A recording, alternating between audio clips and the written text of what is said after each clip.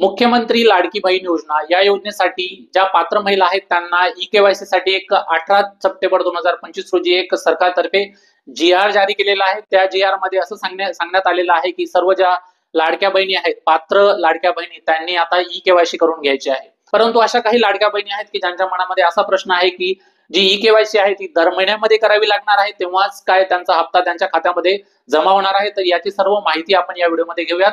परंतु सर्व माहिती घेण्यापूर्वी जर तुम्ही आपल्या चॅनलवरती पहिल्यांदा आला असाल तर आपल्या चॅनलला सबस्क्राईब करून ठेवा. तर लाडक्या बहिणींनो, 18 सप्टेंबर 2025 रोजी सरकारतर्फे एक जी-आर जारी केलेला आहे.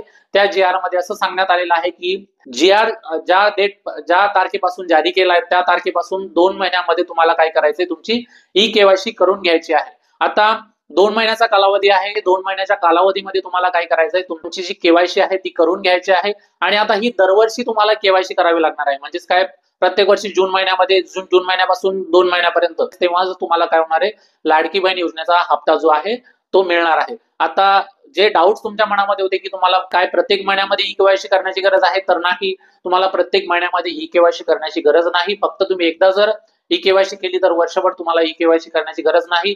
परत पुढच्या वर्षी तुम्हाला जून महिन्यापासून ते पुढील 2 महिन्यामध्ये तुम्हाला काय करायचंय, ई केवायसी तुमची करून घ्यायची आहे, जेणेकरून तुमचा जो हप्ता आहे तो तुम्हाला वेळेवर मिळत राहील. दुसरी गोष्ट म्हणजेच काय, अशा भरपूर महिला होत्या की ज्या या योजनेसाठी अपात्र होत्या.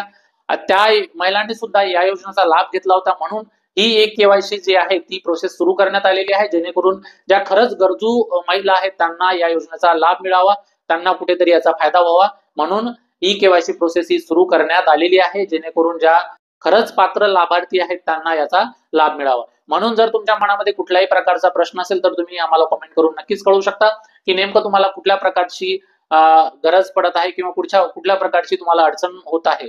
आणि आता काय झालंय की जी-आर निघाल्यापासून खूप साऱ्या अशा लाडक्या बहिणी आहेत की त्या ई केवायसी करण्याचा प्रयत्न करत आहेत. म्हणून काय होतंय, साईट वरती जरा लोड येत आहे आणि ओटीपी काही लाडक्या बहिणींना रिसीव्ह होत नाहीये. तर तुम्ही काय करायचं की तुमच्या मोबाईलचा वापर करून तुम्ही काय करू शकता, ई केवायसी प्रोसेस करू शकता. आता दिवसभरामध्ये त्या साईटवरती लोड आल्यामुळे काय होतंय, तुम्हाला कदाचित ओटीपी रिसीव्ह होत नसेल, म्हणून तुम्ही लेट रात्रीला काय करू शकता, ई केवायसी प्रोसेस करू शकता. किंवा सकाळी उठल्यावर तुम्ही लवकरात लवकर काय करा, ई केवायसी करण्याचा प्रयत्न करा. तेव्हा तुम्हाला सक्सेसफुली काय होऊ शकतो, ई केवायसी प्रोसेस होऊ शकतो. कारण दिवसभर काय होतंय, त्या साईटवरती जास्तीत जास्त लोड येत आहे, त्यामुळे थोडा एरर येण्याचे चान्सेस आहेत. म्हणून ही काळजी घ्या की तुम्हाला 2 महिन्याच्या कालावधीमध्ये काय करायचंय, ई केवायसी प्रोसेस पूर्ण करून घ्यायची आहे. आणि एरर येत असेल तर रात्री थोडं लेट ई केवायसी करण्याचा प्रयत्न करा, कारण मोबाईलवर सुद्धा तुम्ही करू शकता. जर तुम्हाला माहित नसेल तर त्यावरती सुद्धा आपण एक स्पेशल व्हिडिओ बनवलेला आहे की कशा पद्धतीने ई केवायसी प्रोसेस केली पाहिजे मोबाईलचा वापर करून. तर त्या व्हिडिओची लिंक मी खाली डिस्क्रिप्शन मध्ये देऊन देतो, तिथे जा आणि तो व्हिडिओ नक्की बघा. तो व्हिडिओ बघितल्यानंतर तुम्हाला कळून जाईल की कशा पद्धतीने तुम्ही तुमच्या मोबाईलचा वापर करून ई केवायसी प्रोसेस पूर्ण करू शकता.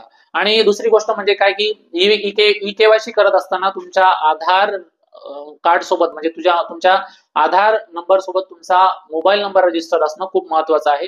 तेव्हाच तुम्हाला काय करता येईल, ई केवायसी प्रोसेस पूर्ण करता येईल. तर लाडक्या बहिणींनो, लवकरात लवकर जा, साईटवरती जा आणि तुम्ही काय करा, तुमचा मोबाईलचा वापर करून घर बसल्या ई केवायसी प्रोसेस पूर्ण करून घ्या. जर तुम्हाला काही यामध्ये प्रॉब्लेम येत असतील तर तुम्ही काय कमेंट करा.